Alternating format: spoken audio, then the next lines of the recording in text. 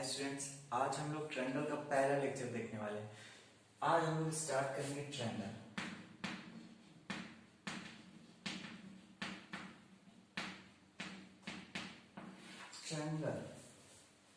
आज हम लोग ट्रायंगल की इस वीडियो में देखेंगे क्या होती है सिमिलरिटीज क्राइटेरिया, या कैसे दो फिगर्स होते हैं जिनको हम कहते हैं कि सिमिलर है।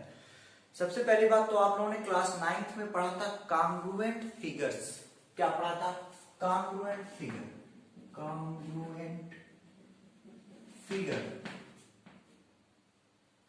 कॉन्ग्रुएंट ही देखें या कॉन्ग्रुएंट फिगर ही लिख दें, कोई दिक्कत नहीं होगी। कॉन्ग्रुएंट फिगर क्या होता था? कॉन्ग्रुएंट फिगर पहले थोड़ा सा रिकॉल करते हैं। हम लोग कहते थे इफ टू, अगर मैं पॉलीगन्स की बात करूं, if two polygons having equal shape and size, तो क्या हो जाता था? वो कॉन्ग्रुएंट फिगर हो जाता था। और पॉलीगन ही क्यों बेटा? हम अगर फिगर की बात करें, देन द स्क्वायर,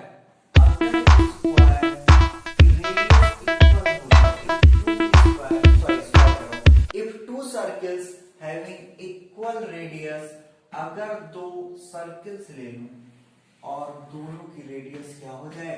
इक्वल हो जाए, देन बोथ आर कॉन्ग्रुएंट। ठीक है। दूसरी बात, अगर मैं दो इक्विलेटरल ट्रायंगल ले लूं, इफ टू इक्विलेटरल ट्रायंगल्स लूं, इक्विलेटरल ट्रायंगल लूं, और वो इक्विलेटरल ट्रायंगल कैसे हो? Having same sides.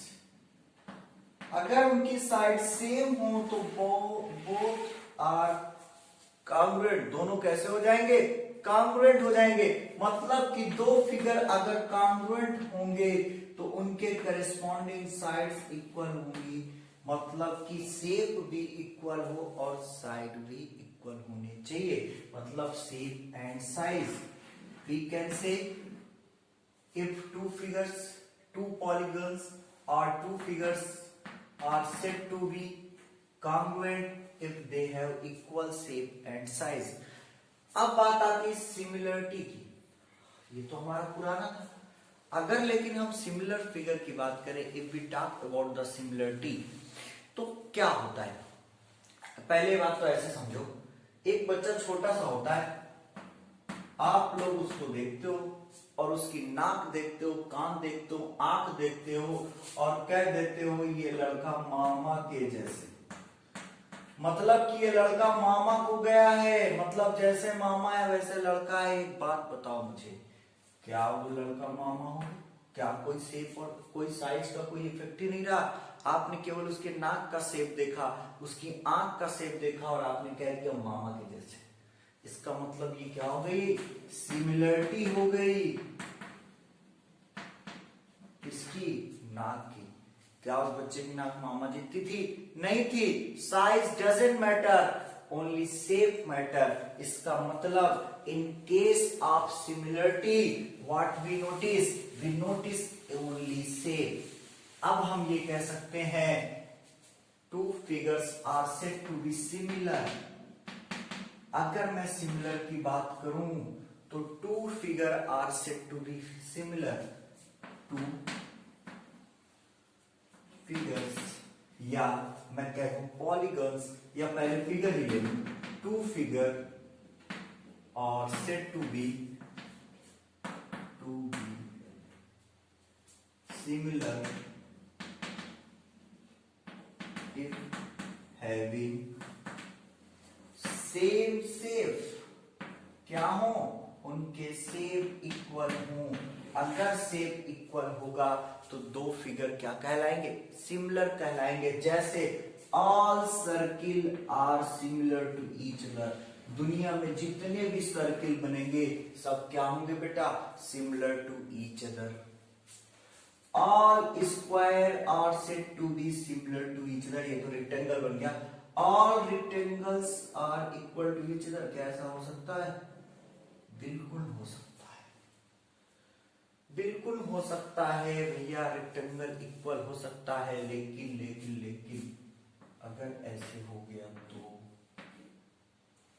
दूसरी बात, रेक्टेंगल के केस में थोड़ा सा बवाल है। स्क्वायर क्या, all squares are similar to each other, जितने भी स्क्वायर्स हैं वो सब क्या होंगे, एक दूसरे के सिमिलर। कुछ रेक्टेंगल्स भी होंगे लेकिन कुछ जगह प्रॉब्लम्स क्रिएट होंगी, अभी मैं आपको डिफाइन करूंगा। मतलब कि all equilateral triangles are similar to each other, बात समझ में आई? All right angle triangles are similar to each other, जितने भी राइट एंगल ट्रायंगल बनेंगे कुछ ऐसे ही बनेंगे, वो चाहे छोटे बने चाहे बड़े। अब देखो सिमिलरिटी का केस समझ में आया। एक बात और आपको समझ में आई थी कि all congruent figures are similar, जितने भी कॉन्ग्रुएंट फिगर्स हैं वो सब क्या है, सिमिलर हैं, देख लो। But all similar are not congruent, सभी सिमिलर कॉन्ग्रुएंट नहीं होंगे। क्यों नहीं होंगे, आप देख लो, ये दो circle similar to each other but they are not congruent. आप समझ पा रहे? इसका मतलब क्या समझे, यही समझे कि अगर दो फिगर सिमिलर होंगे then their shape must be equal to each other, दोनों की शेप मिलती जुलती होनी चाहिए। अगर मैं कहूं ये फोटोग्राफ है किसी एक लड़के की और फिर मैं कहूं वही फोटोग्राफ है थोड़ी छोटी खींची गई है, पासपोर्ट साइज है, तो आप कहोगे सर उसी की तो फोटो है, उसी बच्चे की तो फोटो है। समझ पा रहे? मतलब कि सिमिलर होने के लिए दो क्राइटेरिया देंगे, ये तो हम शेप देख के बता रहे थे। अब लेकिन अगर पॉलीगॉन्स हों, ये तो सेम शेप के थे, लेकिन जैसे रेक्टेंगल हो गया, ऐसे बहुत सारे केसेस आएंगे जब आप कंफ्यूज हो जाओगे कि सर सिमिलर है कि नहीं, शेप इक्वल दिख रहा है और फिर भी सिमिलर नहीं है, तो ऐसे केस से कैसे बचेंगे। कभी कभी कुछ चीजें प्रॉब्लम क्रिएट कराती हैं। तो सिमिलरिटी होने की दो क्राइटेरिया, क्या क्या क्राइटेरिया है वो देखते हैं। Criteria number 1, two figures are said to be similar if two figures are said to be similar or said to be similar, दो फिगर सिमिलर कहलाएंगे if number 1 their corresponding angles are equal, उनके जो corresponding angles होंगे वो क्या होने चाहिए, equal होने चाहिए। And the second criteria is their या ratio of their corresponding side must be equal to each other, must be equal। अब बस दो बात उसने कहा, अगर दो पॉलीगन्स दिए हुए हैं, दो फिगर्स दे रखे हैं, अगर दो पॉलीगन्स ऐसे हैं कि उनके corresponding angle equal to each other हो, उनके दो पॉलीगन्स के करस्पॉन्डिंग एंगल अगर एक ये ले लूं दूसरा ये ले लूं और कह दूं कि भैया इक्विलेटरल ट्रायंगल है, ये 60 डिग्री, या तो इक्विलेटरल ना बताऊं, कह दो भैया ये 70 डिग्री है, ये 55 है,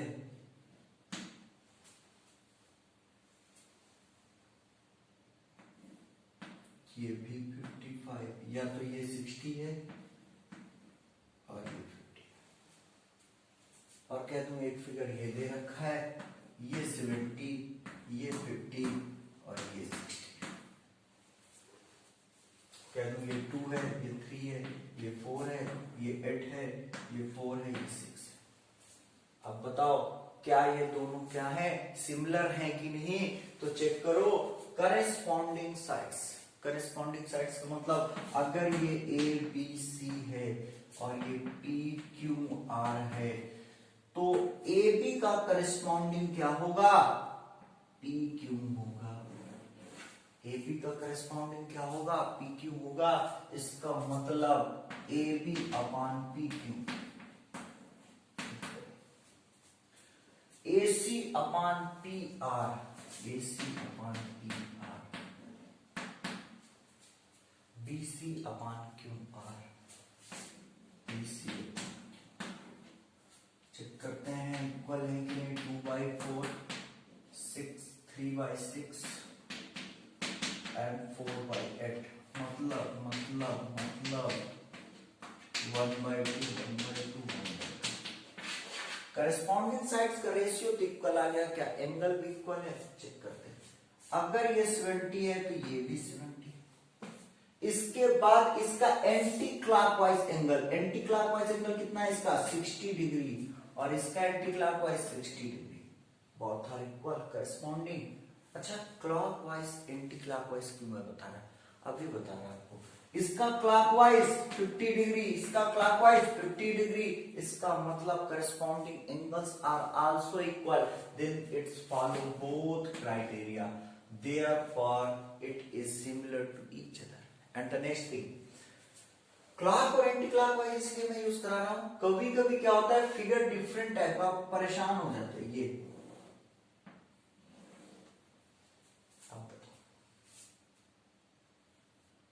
या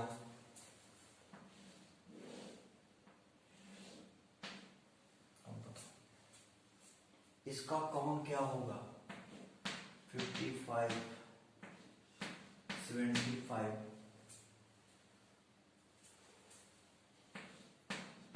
50,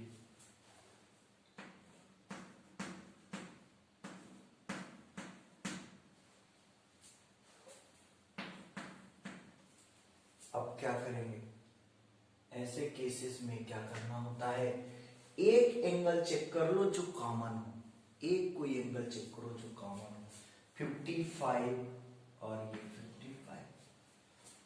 सपोज करो सेम ले लें, पहले सेम का केस ले लें, डिफरेंट ना लें। 75 ये था और ये 50 ले लो। एक कॉमन 55, कोई सा भी एक कॉमन पकड़ लो, चाहे 75, चाहे 50, चाहे 55। इस 55 का एंटी क्लॉकवाइज चेक करो 75, और इस 55 का एंटी क्लॉकवाइज चेक करो 75। both are equal and the clockwise will be 50 and the clockwise will be 50, मतलब similar है, their corresponding sides, their corresponding angles are equal to each other। लेकिन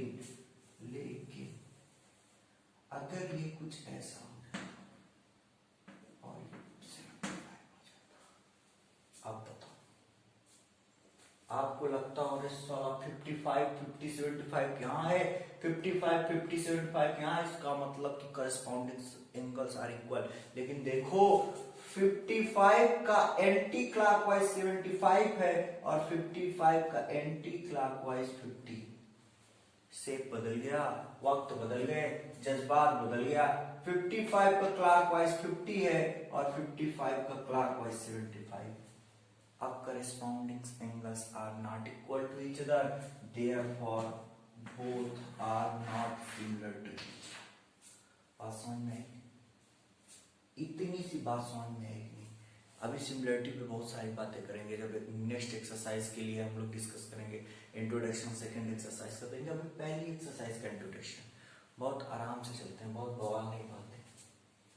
similarity के लिए दो बातें ध्यान रखनी है अभी हमको। एक क्या, करस्पॉन्डिंग साइड्स का रेशियो जो होगा वो इक्वल होगा और corresponding angles are equal to each other. And here we will discuss about that polygons which having three sides. हम केवल ट्रायंगल्स की बात करेंगे। कैसे पॉलीगन्स की बात करेंगे, जिसकी थ्री साइड्स होंगी। अगर थ्री साइड्स होंगी तो वो ट्रायंगल होगा। ट्रायंगल कई तरह के होते हैं, हम जानते हैं, इस पे हम लोग वक्त बर्बाद नहीं करते। तो इतनी सी बात समझ में, सिमिलरिटी होने के लिए दो फिगर्स के बारे में। अब एक्सरसाइज फर्स्ट देखते हैं 6.1। 6.1 का पहला क्वेश्चन कह रहा है ऑल सर्किल आर, जितने भी सर्किल पाए जाते हैं। आपसे मैं कहूंगा सर्किल, तो आपके दिमाग में एक इमेज बन गई कि सर ने सर्किल कहा है, इसका मतलब कि फिगर क्या होगा। अगर सर ने सर्किल कहा है तो बिना सोचे बिना समझे इमेज बन गई, it will be circle, it will be circle. अब कोई दूसरा बच्चा बनाएगा तो वो भी कुछ ऐसा ही सर्किल बनाएगा, हो सकता है वो छोटा बनाए या बड़ा, लेकिन सर्किल ऐसे बनाएगा। इसका मतलब all circle are similar to each other, not congruent. Why? Because for being congruent there must be equal shape and size. और यहाँ पे हम साइज की बात नहीं कर रहे, यहाँ रेडियस की बात नहीं हो रही, साइज कुछ भी हो, शेप अगर इक्वल है तो वो सिमिलर है, शेप इक्वल है तो वो क्या है, सिमिलर है। और कभी कभी जब पॉलीगॉन्स होते हैं तो शेप एक सिमिलर है कि नहीं उसको पहचानना थोड़ा मुश्किल होता है, उसके लिए दो क्राइटेरिया दिए गए हैं जो मैंने आपको बताया है। एक क्राइटेरिया क्या है, corresponding angles are equal to each other, and the next criteria is the ratio of their corresponding side must be equal to each other.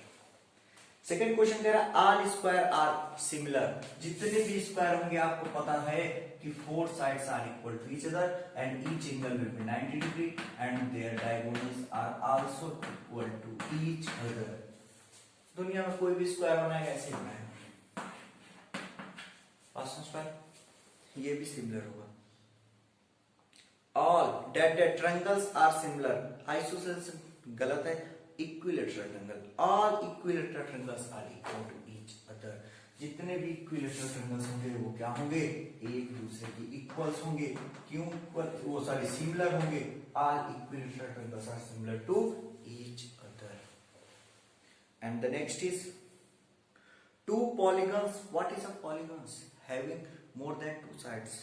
Two polygons of the same number of sides are similar if their corresponding angles are equal.